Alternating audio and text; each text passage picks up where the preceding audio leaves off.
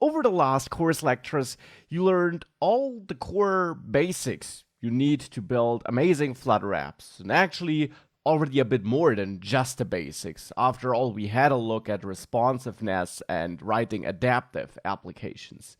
So that is all super important and gives you a solid set of skills to build Flutter apps.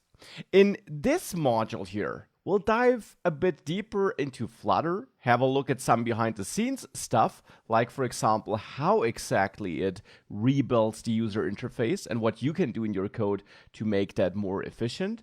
And we'll also have a look at a couple of other advanced features or niche features which we need in Flutter apps from time to time.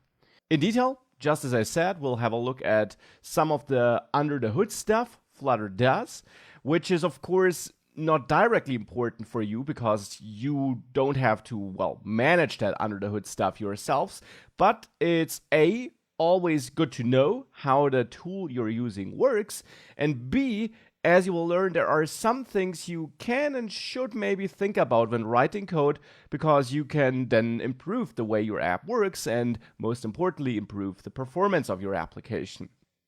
That's the transition to the second block or the second important concept or topic we'll have a look at in this section, writing good Flutter code. We'll explore what good code means and then what you can do to improve your code quality and make sure that your app runs good and runs performant, but also that your code is readable and maintainable.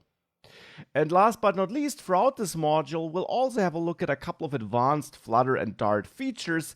Advanced not really in the sense of super difficult to use, but niche or not always required, but good to know and good to be able to use to improve your apps and to really understand what's happening in your apps.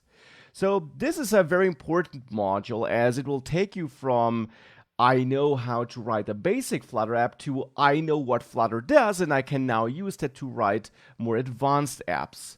Of course, it's by no means the end of the course. We'll have a look at a lot of other core Flutter features, but this is now another important step in your journey to becoming a Flutter developer.